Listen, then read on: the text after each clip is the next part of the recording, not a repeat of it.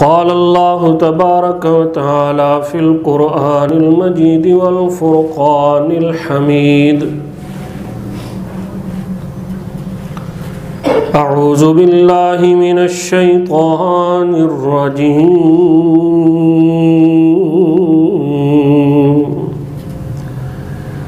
बिस्मिल्लाहिर रहमानिर रहीम। वत्तबिऊ अहसन मा उन्ज़िला इलैकुम मिर रब्बिकुम मिन क़ब्लि अन यातियकुमुल अज़ाबु व अंतुम ला तशऊरून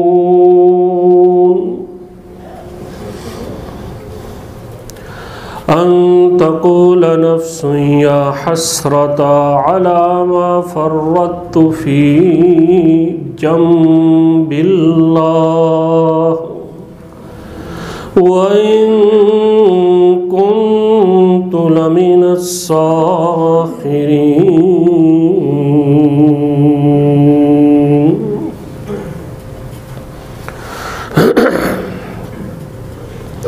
सदक़ल्लाहुल अज़ीम व बल्लगना रसूलुहुन नबियुल करीम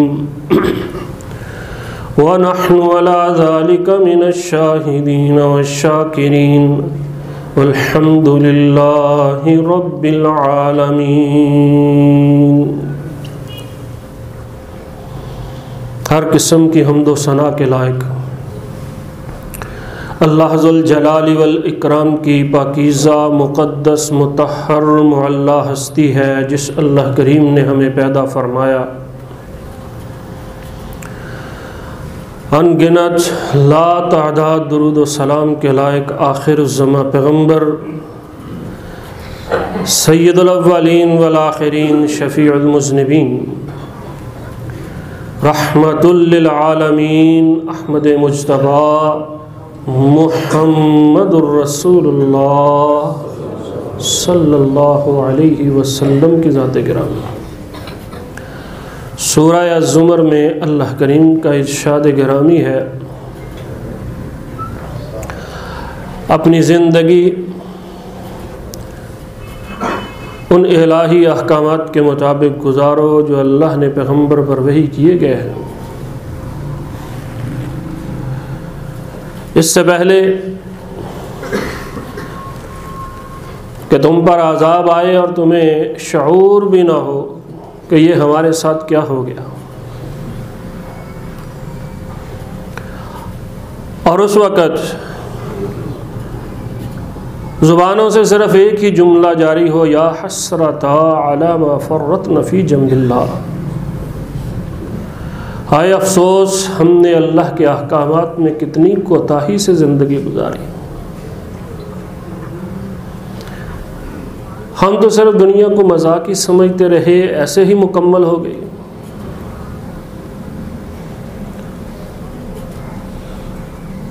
ज़िंदगी के अंदर मुहासबा नफ्स करना मोमिन का शेवा, काफिर और मुनाफिक का नहीं। ज़िंदगी के अंदर खुद इहतिसाबी का अमल जारी रखना ये मोमिन की शान है कि आया हमारी ज़िंदगी अल्लाह के अहकाम के मुताबिक गुज़र रही है या नहीं। और उसकी वजह यह है कि मोमिन दर हकीकत उसकी असल ज़िंदगी आखिरत की ज़िंदगी होती है, जहाँ दुनिया वाले आखिरी सांस लेकर दुनिया छोड़ जाते हैं, मट्टी हो जाते हैं, वहाँ से मोमिन की ज़िंदगी शुरू होती है।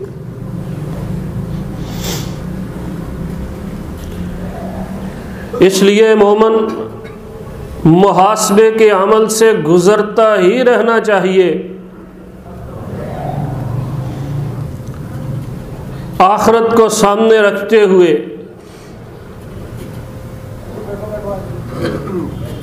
आखिरत के मनाजिल उसको सामने रखते हुए हर दम खुद इहतिसाबी के अमल से उसे गुजरना होगा, किसी को कहने की ज़रूरत पेश ना आए। क़यामत के दिन अपनी अपनी नेकियां काम आएंगी। सहाबा किराम रिज़वानुल्लाहि अलैहिम अजमाइन किसी न किसी मौके पर खुद एहतिसाबी का अमल जारी रखते। लोग जनाजा पढ़कर आ रहे हैं, सैयदना अबू हुरैरा रज़ी अल्लाह ताला अन्हु फरमाते हैं कि देखिए, हम अपने मुसलमान भाई का जनाजा भी नहीं पढ़ते, हालांकि अल्लाह के रसूल अलैहिस्सलातु वस्सलाम ने इरशाद फरमाया है कि जो बंदा जनाजे में शरीक होता है उसको क़िरात मिलता है, जो तदफीन में शरीक हो जाए उसको 2 क़िरात मिलते हैं। देखिए, हमने कितने क़रारीत और कितनी नेकियां ज़ाया कर ली हैं, कल हशर के मैदान में ये काम आ सकती है। इसी तरह सहाबा किराम रिज़वानुल्लाहि अलैहिम अजमाइन कोई अल्लाह के हुजूर पेशी को सामने रख कर मुहासबा करता है और कोई क़यामत के दिन अपनी नेकियों के कम होने को सामने रख कर अपना मुहासबा करता है। हर एक का अपना अंदाज है। सैयदना उमर इब्न ख़त्ताब रज़ी अल्लाह ताला अन्हु के बारे में आता है कि असर की नमाज बाजमात एक दफ़ा नहीं पढ़ सके थे और उनको इतना रंज हुआ अपने अल्लाह को मनाने के लिए 1 लाख दिरहम की जायदाद थी, ज़मीन थी, सारी अल्लाह के रास्ते में सदका कर देते। एहसास नदामत ये मोमिन का शेवा है। वो अपना मुहासबा करता रहता है, आखिरत के लिए जीता है। अहनफ बिन कैस रज़ी अल्लाह ताला अन्हु अपनी उंगली को चिराग की लौ पर रखकर परखा करते थे, मेरी उंगली बर्दाश्त करती है या नहीं करती। और फिर आखिरकार जब वो बर्दाश्त न कर पाती, खुद से मुखातब होकर कहा करते थे, ए अहनफ ठीक हो जा, एक चिराग की लौ बर्दाश्त नहीं कर सकता, जहन्नम की आग कैसे बर्दाश्त करेगा। मुहासबे का अमल मोमिन को करते रहना चाहिए। यह किसी की जिम्मेदारी मत सोचिए, पहले खुद एहतिसाबी से गुजरिए। और कहीं ऐसे लोग भी गुजरे हैं जिन्होंने जहां वो सोते थे चारपाई, उसके नीचे कब्र बनाकर रखी हुई होती थी ताकि हर वक्त कब्र आंखों के सामने रहे। रबी इब्न हैसम रहिमहुल्लाह ताला, उन्होंने ये अंदाज अपनाया था अपने आप को दुरुस्त रास्ते पर रखने के लिए। और जैसे ही जहन में कहते हैं कुछ फतूर आ जाता, जल्दी से चारपाई उठाते, कब्र के अंदर लेटते और तसव्वुर करते कि अल्लाह के भेजे हुए फरिश्ते मुझसे सवाल कर रहे हैं।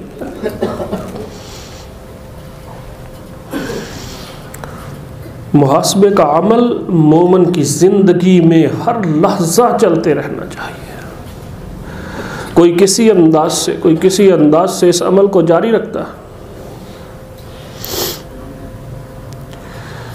अलामा तमीमी रहमतुल्लाह अलैह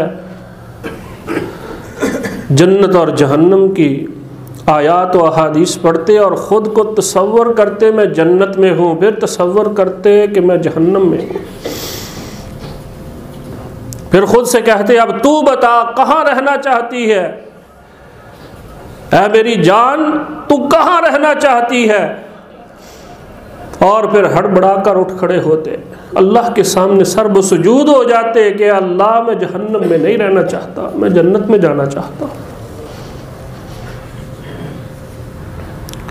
और इस अमल का नतीजा, इस वक़्त मोमन तो ज़िंदगी छोड़ेगा, उस वक़्त तेरी आंखों के सामने घूमेगा, पहले नहीं पता चलता।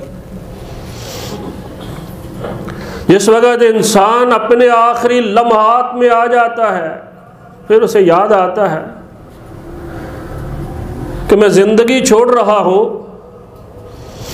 मैंने तो ज़िंदगी बग़ैर मुहासबे के, खुद एहतिसाबी के अमल के बग़ैर गुजार दी। सहाबा किराम रिज़वानुल्लाहि अलैहिम अजमाइन, जिन लोगों ने हर लहजा हर कदम पर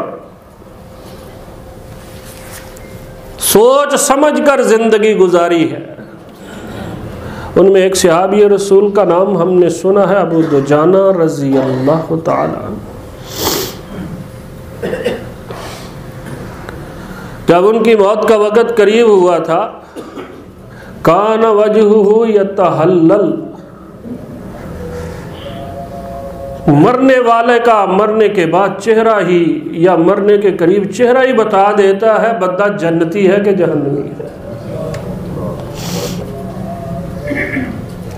मौत को सामने देखते हैं, लेकिन रावी बयान करता है हमने अबू दुजाना का चेहरा देखा तो हैरान रह गए, वो इस तरह चमकता था जिस तरह चांद चमकता।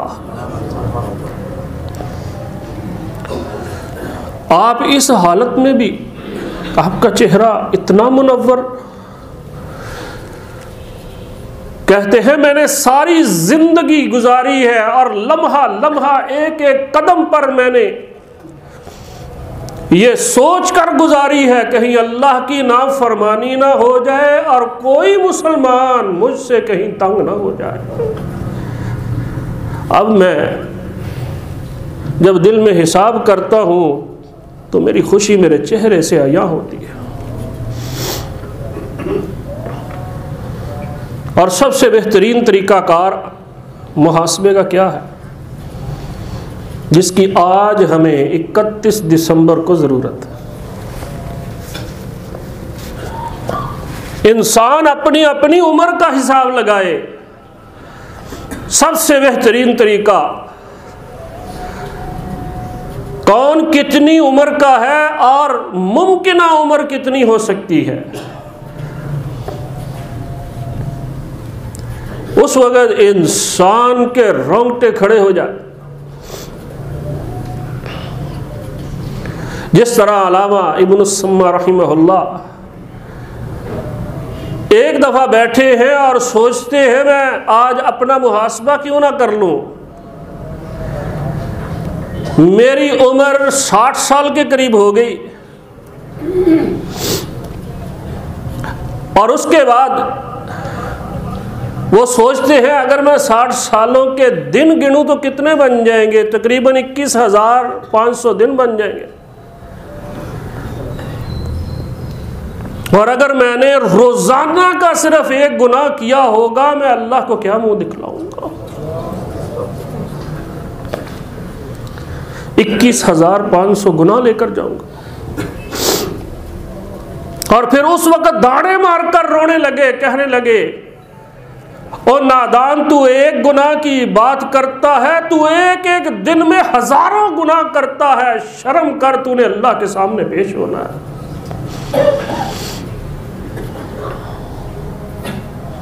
आज का दिन जो सूरज गुरूब होगा वो हमें बताएगा कि तेरी जिंदगी में क्या कमी हो गई और तू कितने साल का हो गया और तुझे मुहासबे की कितनी ज़रूरत है। आज गुरूब आफ्ताब के वक़्त अगर हम सूरज के सामने बैठकर देखें जो गुरूब होगा और कल नए साल का सूरज तुलू होगा, ये सबसे बेहतरीन मौका है इंसान को मुहासबा करना। कितने दिन गुजर गए और उन दिनों में क्या खोया और क्या पाया। तो सबसे पहले ये याद रखना चाहिए, ऐ मोमिन, ऐ मुसलमान, तुझे मुहासबे की हर कदम पर ज़रूरत है। एक तो है कोई तेरी रहनुमाई करे, वो बात की बात है, पहले खुद एहतिसाबी हर वक्त सोच मैं क्या कर रहा हूँ, मेरा अल्लाह रसूल क्या कहता है, मैं अल्लाह के हुजूर पेश होना है, क्या जवाब दूंगा, मेरे नामा अमाल में कितनी नेकियां होंगी, कामयाबी मुमकिन होगी या नहीं होगी। ये बातें वो सहाबी भी सोचते रहे जिनको अल्लाह के रसूल ने जन्नत की बिशारतें दी हुई थी, और वो भी कहते रहे कि अल्लाह के रसूल की जिंदगी तक तो मामला दुरुस्त था, जब अल्लाह के रसूल दुनिया से रुखसत हो गए उसके बाद हम अकेले रह गए, पता नहीं वो आमाल अल्लाह के हुजूर कबूल होंगे या नहीं होंगे। इसलिए मुहासबे का अमल आज की तारीख का एक अहम मोड़ है। अब ज़रूरत इस बात की है, ये सबक लेने और याद रखने और उस पर अमल करने की ज़रूरत है कि हम मुहासबा किस तरह आज करें। हमने साबका साल गुजार दिया, आइंदा नया साल आने वाला है। मुहासबा हर वक्त, हर कलमे, हर इकदाम पर, हर अमल पर होना चाहिए, लेकिन उसका एहसास ज़िंदगी के कुछ मराहल में होता है जिसमें आज का एहसास बड़ा अहम है। जो अल्लाह की तौफीक से अच्छा हो गया, अल्लाह का आज शुक्र करना, और जो बुरा हो गया अल्लाह के सामने सर बसजूद होकर माफ़ी मांग लेना। ये मुहासबे की बुनियाद है कि जो अच्छा हो गया, अल्लाह तेरे हुक्मों के मुताबिक दिन गुजर गए, अल्लाह तूने सेहत दी, आफियत दी, अल्लाह करीम रिज़्क़ तूने दिया, हिदायत तूने दी, अल्लाह तेरी तौफीक से जो लम्हा अच्छा गुजर गया, ऐ अल्लाह करीम तेरी तौफीक के साथ जो लम्हा गुजरा है, आज हम तेरा शुक्रिया अदा करते हैं। और ये तसव्वुर कर लेना चाहिए, सबसे बेहतरीन लम्हात जिस बंदे ने अल्लाह के साथ पिछले साल किसी को शरीक नहीं बनाया है, सिर्फ अल्लाह की इबादत की है, सिर्फ अल्लाह से मांगा है, सिर्फ अल्लाह से औलाद मांगी है, ये बंदा सबसे आला है। और सैयदना यूसुफ अलैहिस्सलाम जेल के अंदर मौजूद हैं, जेल के अंदर मौजूद है। कोई आदमी कह सकता है जेल की तन्हाइयाँ और सऊबतें बड़ी मुश्किल हैं, लेकिन वहाँ वो क्या कहते हैं, अल्लाह ने कुरान में जिक्र किया हुआ, मा कान लना अन नुश्रिका बिल्लाहि मिन शै ज़ालिका फ़ज़्लुल्लाहि अलैना व अलन नास वलाकिन्ना अक्सरन नास ला यशकुरून। अल्लाह का हम पर फजल है, मैं और मेरे आबाओ अजदाद ने कभी शिरक नहीं किया, अल्लाह तेरी इस तौफीक पर हम तेरा शुक्र अदा करते हैं। लेकिन अक्सर लोग जानते नहीं, शुक्र नहीं करते हैं कि अल्लाह जो लम्हा सिर्फ तेरे लिए गुजर गया वो सबसे कीमती लम्हा, और अल्लाह तौफीक भी सिर्फ तूने देनी है, तेरी तौफीक के बगैर कुछ नहीं हो सकता। अबू सुलेमान अब्दुर्रहमान इब्न अहमद रहिमहुल्लाह फरमाया करते थे, और लोगों जहाँ अल्लाह से बहुत कुछ मांगते हो, अल्लाह से नेकी की तौफीक भी मांग लिया करो। जिस तरह हवाएं बादलों को चलाती हैं और दूर तक पहुंचा देती हैं, अल्लाह की तौफीक से बंदे नेकी की तरफ चलते हैं। ये वो हवा है जो अल्लाह करीम बंदों को अता फरमाता है। और ख़ुसूसी तौर पर अगर कुरान करीम की ये आयत याद हो, वो पढ़ लेनी चाहिए जब कोई बंदा अल्लाह के सामने झुका हो, नेकी का अमल किया। अल्हम्दुलिल्लाहिल्लज़ी हदाना लिहाजा वमा कुन्ना लिनहतदिया लौला अन हदान अल्लाह। अल्लाह तेरा शुक्र है कि तूने हमें इस सीधे रास्ते की हिदायत दी। अगर तू हिदायत ना देता तो हम कभी भी सीधे रास्ते पर नहीं चल सकते। जन्नत के अंदर तख्तों पर बैठे हुए यही दुआ करेंगे और फरिश्तों की तरफ से अल्लाह का हुक्म पहुंचेगा, तिलकुमुल जन्नतुल्लती उरिस्तुमूहा बिमा कुंतुम तामलून। ये जो तुमने अमल किए हुए हैं ना, खुद इहतिसाबी के साथ, इसी वजह से आज तुम जन्नत के तख्तों पर विराजमान हो, आज यहां बैठे हुए हो। तो पहले अल्लाह का शुक्र, अल्लाह करीम ने जो नेकी की तौफीक बख्शी है, अल्लाह तेरा शुक्र। सेहत को ज़ाया नहीं किया, अल्लाह का रिज़्क़ खाकर किसी और को सजदा नहीं किया, अल्लाह तेरा शुक्र है। और दूसरी अहम बात है कि कहीं कोताही हुई है तो खुद याद कर, आज का दिन एक मोड़ है तुझे समझाने का कि जो गलती हो गई है अल्लाह के सामने सर्व सुजूद हो जा और गलतियों की माफ़ी मांग ले, तौबा इस्तिग़फ़ार कर ले। लेकिन ये याद रखना, तौबा सच्ची होनी चाहिए। तौबा अगर सच्ची हो तो अल्लाह करीम उस बंदे से इतना प्यार करते हैं, इतना प्यार भी करते हैं, इंतज़ार भी करते हैं। अल्लाह करीम इतना प्यार और इंतज़ार करते हैं कि एक माँ अपने बच्चे का इतना इंतज़ार नहीं करती जितना अल्लाह पाक एक गुनाहगार बंदे का इंतज़ार करता है। हदीस में है। तो अल्लाह को इतना इंतज़ार नहीं करवाना चाहिए। जिससे प्यार और मोहब्बत हो उसको इतना इंतज़ार नहीं करवाना चाहिए। अल्लाह के हुजूर पेश होकर तौबा कर लेनी चाहिए। सच्ची तौबा, और सच्ची तौबा की एक शिक, उसका एक जुज़ मुस्तक़बिल के साथ वाबस्ता होता है। और वो क्या है कि अल्लाह आइंदा साल जो शुरू होने वाला है मैं ये गुनाह नहीं करूँगा।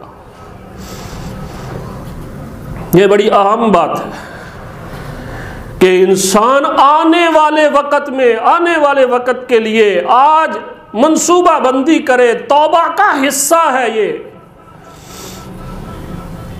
अल अज़्मु अला अल्ला यऊद, ये तौबा का हिस्सा है जिसको अल्लामा इब्न तैमिया, इब्न क़य्यिम और दीगर उलमा ने बयान किया। और आने वाले दिनों के अंदर मैं और आप एक दो बातें अपने मंसूबा बंदी में शामिल कर लें जो हमारी तौबा का हिस्सा है। सबसे पहले अपनी इबादत दुरुस्त कर लीजिए। खुदारा हमारे हालात जो सही नहीं है उनकी बुनियादी वजह यही है, अल्लाह से राब्ता मुनक़ते। पहले लोग तो कहा करते थे 5 नमाजों का हिसाब लगाकर 24 घंटों में 2.5-3 घंटे अल्लाह से ताल्लुक़। सिर्फ मज़ा नहीं आता, वो ताल्लुक़ को बढ़ाते थे, फिर तहज्जुद पढ़ते थे, जिक्र करते थे, कुरान पढ़ते थे, ताकि उस वक़्त को बढ़ाया जाए अल्लाह के साथ ताल्लुक़। अल्लाह से ताल्लुक़, अपनी इबादत को दुरुस्त करना है कि अल्लाह करीम के साथ हमारा ताल्लुक़ मजबूत हो जाए। इसका अज़म करना है कि आज के बाद आइंदा जो सूरज तुलू होगा हम कभी नमाज में कोताही नहीं करेंगे, हम अल्लाह के ज़िक्र में कोताही नहीं करेंगे। आज के बाद मंसूबा बनाएंगे कि रोज़ाना 1 सिपारा कम अज़ कम ज़रूर पढ़ेंगे। अपनी इबादत दुरुस्त कर लीजिए, किसी के लिए नहीं, अपने लिए। और उसके बाद ज़िंदगी का एक अहम और जुज़ है जिसको अदल व इंसाफ कहते हैं। खुदारा जुल्म छोड़ दीजिए, अदल व इंसाफ अपना लीजिए। अदल व इंसाफ से 4 दीवारी के हालात भी बेहतर हो जाते हैं, मुल्क के हालात भी बेहतर हो जाते हैं। ख़ास तौर पर पैसे का जुल्म, दूसरा जुल्म, रिश्तेदारी का जुल्म, कौन कौन सा नहीं हम करते। इसलिए उमर बिन अब्दुल अज़ीज़ रहमहुल्लाह के पास गालिबन जर्रा नामी उनका एक गवर्नर था, उसने लिख कर भेजा था, मेरे इलाके के अंदर तलवार के बगैर लोग सीधे नहीं होते, मुझे इजाज़त दीजिए मैं इनके खिलाफ तलवार उठाऊं। उमर बिन अब्दुल अजीज गुस्से में आ गए। कज़बता, झूठ बोलता है, लोग तलवार से सीधे होंगे। नहीं, मेरे महबूब ने फरमाया है लोग अदलो इंसाफ से सीधे होंगे। हर काम के अंदर अदलो इंसाफ कायम कर दे, देखना तेरी कौम बिल्कुल सीधी हो जाएगी, दुरुस्त हो जाए। और तीसरी बात जो अपने इस मंसूबे में तौबा में शामिल करनी है, अपनी तबीयतों के अंदर तब्दीली लाइए। अपनी तबीयतों के अंदर, हमारी तबीयतों के अंदर तहम्मुल, बुर्दबारी, किसी को माफ करना, दरगुजर करना, इसका दूर दूर तक इसके अंदर निशान भी नहीं पाया जाता। अपने लिए करना, इंसान करके तो देखे, इतने इतने बोझ सर पर उठाकर चले फिरते हैं, किसी को माफ क्यों नहीं कर देते? उस बोझ को उतार कर रख दीजिए, रब भी राजी, रसूल भी राजी और तबीयत भी दुरुस्त। इसकी तदरीब और तजर्बा करना चाहिए। तो ये अपनी तौबा का हिस्सा हो आइंदा आने वाले साल के लिए। और यहाँ पर नबी सल्लल्लाहु अलैहि वसल्लम की सुन्नत मुतहरा को जिंदा करते हुए कि जब कोई मौका बनता, आइंदा आने वाला नया वक़्त होता, प्यारे हबीब अलैहिस्सलाम की सुन्नत है दुआ करना। आप नए चांद को देखते महीने के, तो आने वाला महीना उसके लिए दुआ किया करते थे। तो आने वाले साल के लिए हम दुआ करते। जो नबी अलैहिस्सलाम ने दुआएं की, सबसे बड़ी दुआ जो प्यारे हबीब फरमाया करते थे, अल्लाह आइंदा आने वाला वक़्त अमन और सलामती का हो। आने वाला वक़्त है अल्लाह करीम अमन और सलामती का वक़्त बना दे। तेरे अलावा कोई इस वक़्त के अंदर अमन और सलामती पैदा नहीं कर सकता। और उसके बाद प्यारे हबीब की दुआओं में से बड़ी प्यारी दुआएं, अल्लाहुम्मा ला तुसल्लित अलैना बिज़ुनूबिना मन ला यखाफुका फीना वला यरहमुना। अल्लाह, इन हुक्मरानों का कोई पता नहीं आज कौन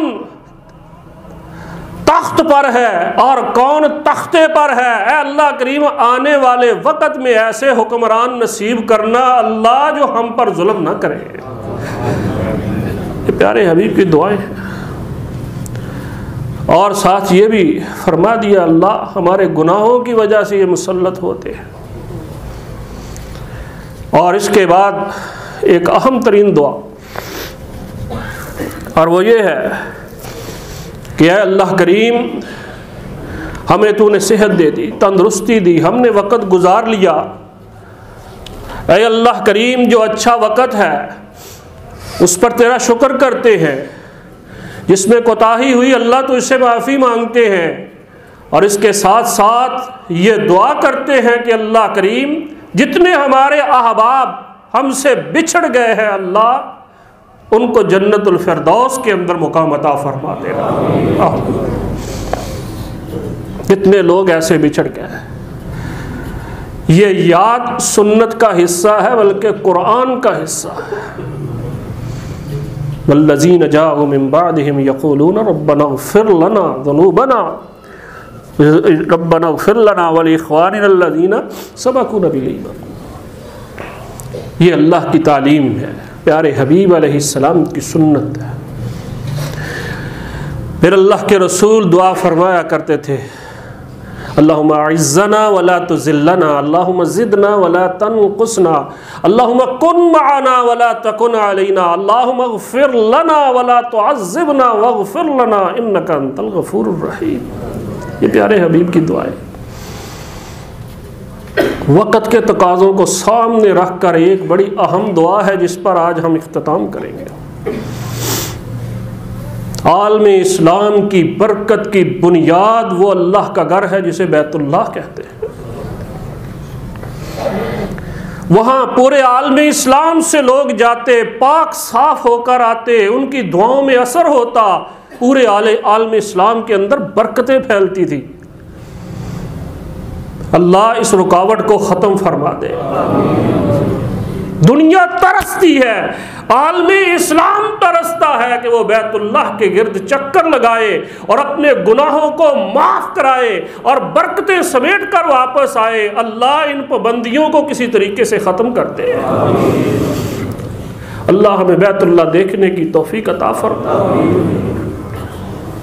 तसव्वुर कीजिए, जो बंदा अल्लाह के घर के साथ दिल को जोड़ लेता है, प्यारे हबीब अलैहिस्सलाम का फरमान है कि उसको अल्लाह ताला क़यामत के दिन अपने अर्श के साए में जगह देगा। और जो बंदा बैतुल्लाह से दिल जोड़ लेता है उसको अल्लाह कितना मुकाम देगा।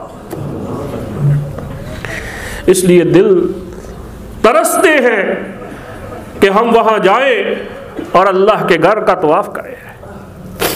तो ये जो रुकावटें हैं इसके लिए ख़ुसूसी दुआ करनी है कि अल्लाह करीम, मस्जिद हराम हो, मस्जिद नबवी हो, इब्राहीम का शहर हो, प्यारे हबीब का शहर हो, अल्लाह उनकी ज़ियारतें नसीब फरमा दे। अल्लाह सारी रुकावटें दूर फरमा दे। ऐ अल्लाह करीम, आने वाला साल हमारे लिए मुबारक बना दे। आखिर दावाना अनिल हम्दुलिल्लाहि रब्बिल आलमीन।